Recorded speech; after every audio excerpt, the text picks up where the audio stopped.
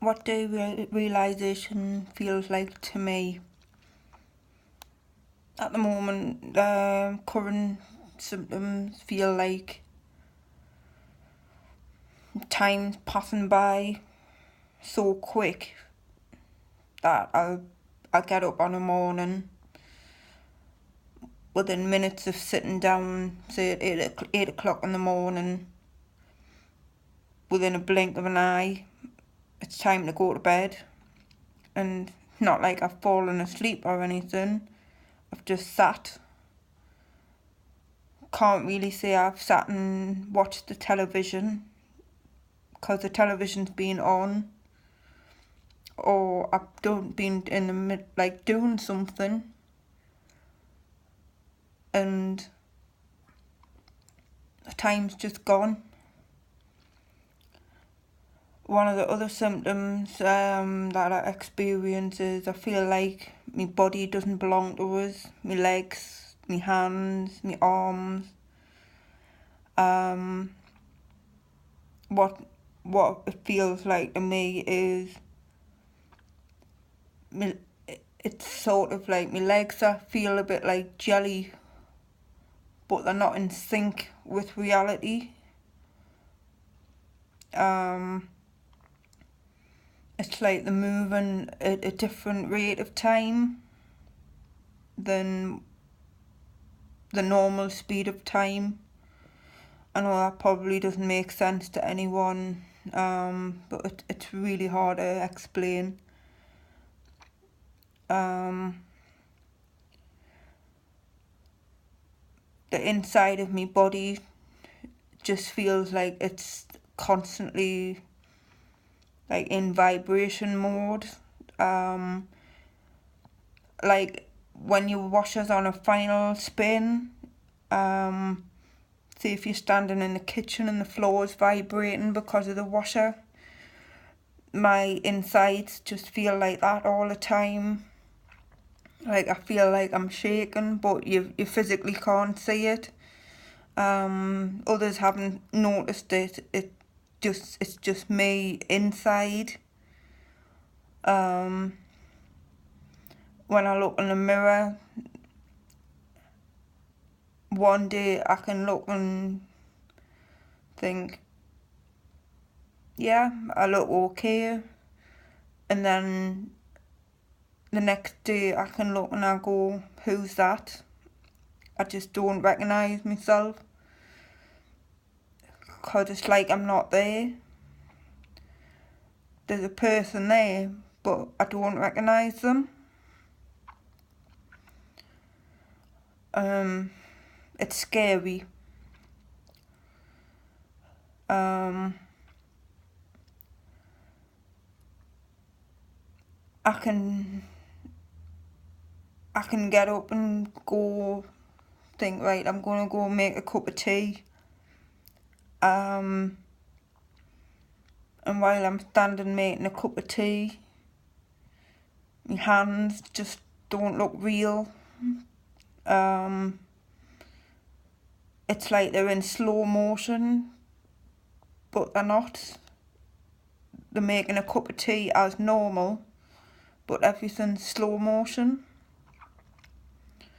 It's like it's just sort of moving sort of like in steps instead of just like a quick normal, how you would make a normal cup of tea. And it's quite frightening, because when you don't understand what derealisation disorder is, like I've experienced these symptoms of what I now know as derealisation,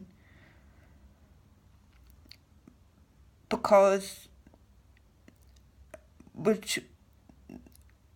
when I've seen my own GP, I described the symptoms I've been experiencing because I've been getting more and more scary for us. And I thought at one point I was losing my mind. I thought, I'm going crazy. if I speak out about these symptoms, I'm going to immediately get like sent away, like sectioned, because I really thought I was going crazy. But when I've seen my GP,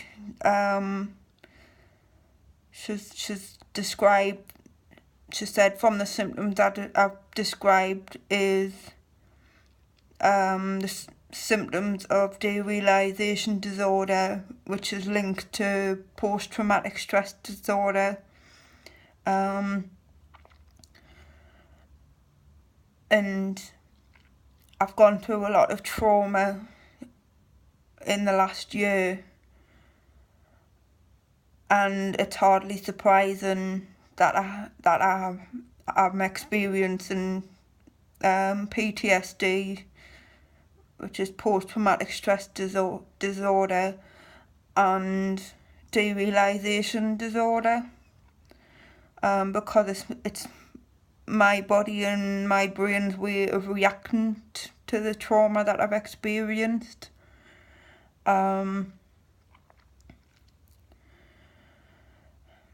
It's horrible. It's scary.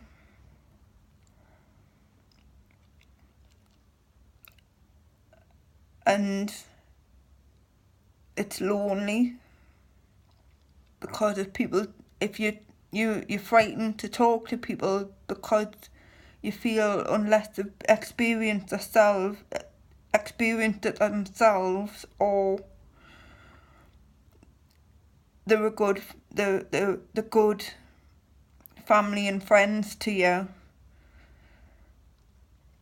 you feel you're going to get judged, a lack of understanding,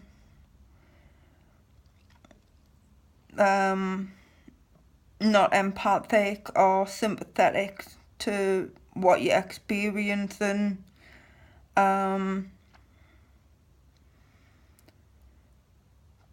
Basically, on top of making you feel like you're crazy, but also dismissing how you feel. And it's awful.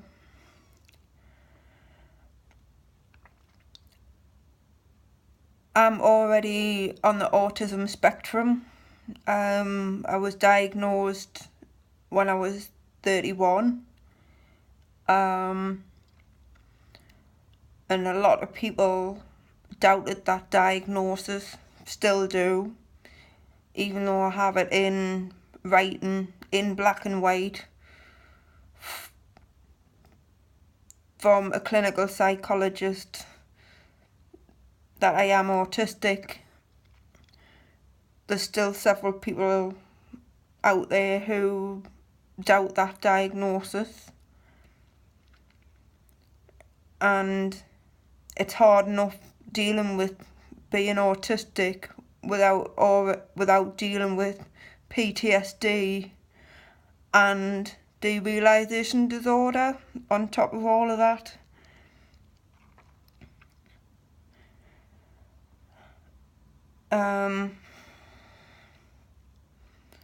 I know though, with the right support, there is help out there to help you to manage that.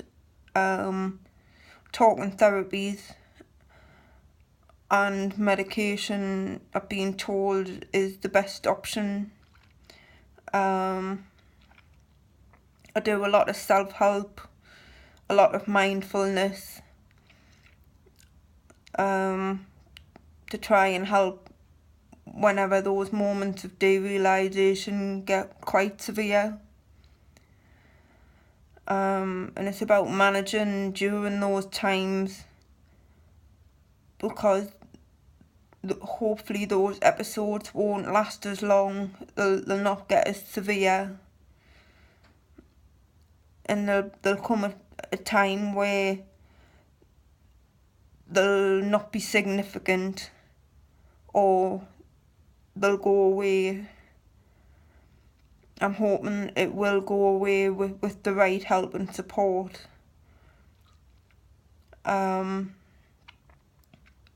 but it's just to help people out there, to let you know you're not alone in this, and to seek help. Go to a GP, contact your local crisis team, reach out to a friend that you trust. If you feel you can't get the right help, keep reaching out until you do find the right help, because there is help. Good luck to those who are experiencing derealisation disorder. Good luck. Bye.